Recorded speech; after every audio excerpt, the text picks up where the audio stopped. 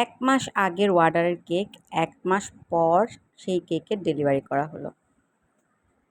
তো এইরকম কেকের অর্ডার আমার পেজে আর কখনো এরকম অবস্থায় আমরা পড়িনি। এই প্রথম আমাদের সাথে এরকম হলো। তো আসসালামু আলাইকুম এভরিওয়ান, কেমন আছেন সবাই? আমি সাবিনা হক পূর্ণিমা, পূর্ণিমাস কেক অ্যান্ড ফুডস থেকে আরেকটি ভিডিও শেয়ার করতে চলে আসলাম আপনাদের সাথে। তো এই কেকটি অর্ডার হয়েছিল ছাত্র আন্দোলনের আগে। তো 18 জুলাইতে এই কেকটা ডেলিভারি দেওয়ার কথা ছিল।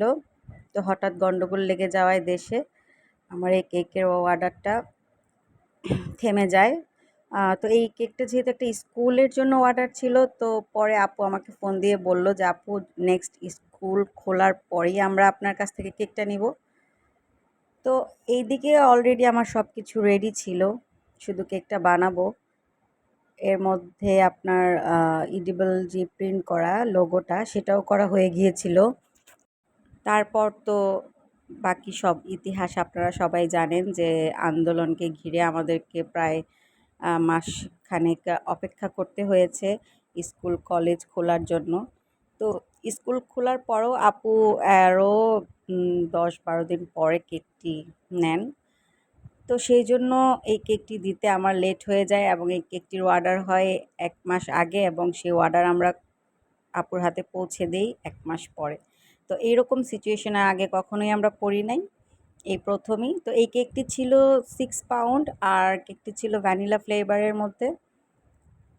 তো যাই হোক, আমি খুব ভয়ে ছিলাম যে ইডিবল প্রিন্টটা কি নষ্ট হয়ে যাবে কিনা। তো আমি এসি রুমে রাখায় সেটা নষ্ট হয়নি। তো এই প্রিন্টটা করতে গেলে কিন্তু আমাদেরকে মোটামুটি একটা অ্যামাউন্ট গুনতে হয়। তো এইটা যদি নষ্ট হয়ে যেত, নেক্সট টাইম আমার যদি আবার নতুন করে করে আনতে হতো, তাহলে এখানে আমার কি হতো, আমার থেকেই খরচটা পড়ে যেত। তো একসময় আমি তো এই ক্ষেত্রে আমার আসলে কিছুই করার ছিল না, কারণ যদি লস হতো তো আমারই হতো। যাই হোক, আমার লস হয়নি, আল্লাহর রহমতে ভালো ছিল সেটা। এসি রুমে রাখার কারণে সেটা ভালো ছিল। আর সবচেয়ে বড় কথা হচ্ছে, অনেকেই ভাবে যে বড় সাইজের কেক অর্ডার করেছে 6 পাউন্ড বা 7 বা 8, 9, 10।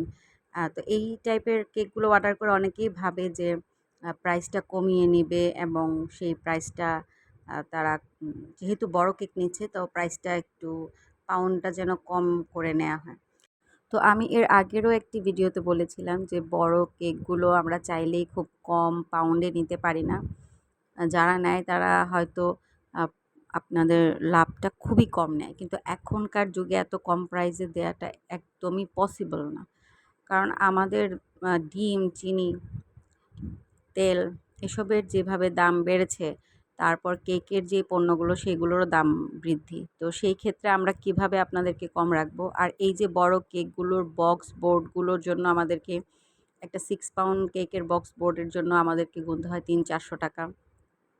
তো যেহেতু আমরা রেগুলার কেক, বড় সাইজের কেক ডেলিভারি করি না, সেজন্য আমরা বড় সাইজের কেকের বোর্ড বক্স এনে রাখি না। অর্ডার হওয়ার পরেই কিন্তু আমরা সেগুলো অর্ডার করে আনাই। তো সেক্ষেত্রে এগুলোর কস্টিং যদি পড়ে যায় ৩00-৪০০ টাকা, তো আমাদের কেকটার প্রাইস তো সেভাবেই ধরতে হয়, তাই না?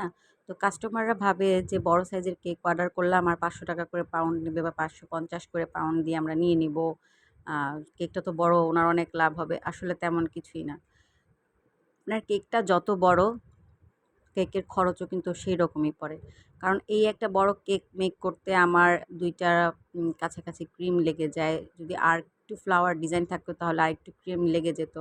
তো সেই ক্ষেত্রে আমি কি ক্রিম কি আমাকে মানে কি বলবো, কেউ ফ্রিতে দিয়ে যায়? অবশ্যই না। তো বড় কেকের জন্য কস্টিংটাও ওইরকমই পড়ে। আমার যে অনেক বেশি লাভ হয়ে যায় যে 40% খরচ হয় আর 60% আপনার লাভ হয়, এরকম কিছু না। আর যদি আমি ভালো প্রোডাক্ট দিয়ে করি, আমি আপনাদেরকে আগেও বলেছি যে আমি একটু ভালো প্রোডাক্ট দিয়ে কেক মেক করি। তো সেই ক্ষেত্রে আমার কিন্তু প্রোডাক্টের চার্জটাও বেশি পড়ে যায়। তো আমি যে খুব বেশি লাভ করি তা না। আমি চাই আমার কাস্টমারদেরকে ভালো কিছু দেওয়ার জন্য। আর আমি কম দামের ক্রিম বা কম দামের প্রোডাক্ট ইউজ করে আমি হয়তো টাকাটা একটু কমিয়ে আনতে পারবো। কিন্তু আমার কেকের যে একটা কোয়ালিটি আছে সেটা কিন্তু আ খুব বেশি ভালো হবে না। তো আমি সবসময় কোয়ালিটি মেইনটেইন করতে চেষ্টা করি। সেজন্য আমি ভালো প্রোডাক্টগুলো দিয়ে মেক করার চেষ্টা করি, দামি ক্রিমগুলো দিয়ে মেক করার চেষ্টা করি। যেহেতু হোমমেড খাবারটা সেহেতু আমি চাই সবসময় সেটা যেন বেস্ট হয়। তো এই জন্যই আমার এই কথাগুলো বলা যে অনেকে অনেক কিছু বুঝে না, অনেক কিছু কমেন্ট করে। তো আপনি যদি একটা আ এভার হুইপ ক্রিম দিয়ে করেন তাহলে এটার কস্টিংটা কীরকম ধরবেন? আর আপনি যদি এটাকে ট্রপিক্যাল ক্রিম দিয়ে করেন তাহলে কস্টিংটা অনেক কম পড়ে যাবে তুলনামূলক। তো সেই হিসাবটা করেই কিন্তু রাখি। তো যেহেতু আমি ভালো প্রোডাক্ট এবং ভালো ক্রিম দিয়ে বানাই তো আমার প্রাইসটা একটু বেশি হবে। তো এই ছিল আমার কেকের ফাইনাল লুক। তো আমার এই কেকটি কেমন হয়েছে তা জানি আমাকে অবশ্যই কমেন্টস করবেন। কেকটি যেহেতু অনেক বড় ছিল আমার ছবি তুলতে ভিডিও করতে একটু প্রবলেম হয়ে যাচ্ছিল। তো এখানে আমি স্টিকারও বসিয়েছি। তো কেমন হয়েছে তা জানিয়ে অবশ্যই আমাকে কমেন্টস করবেন আর ভিডিওটি দেখার জন্য ধন্যবাদ।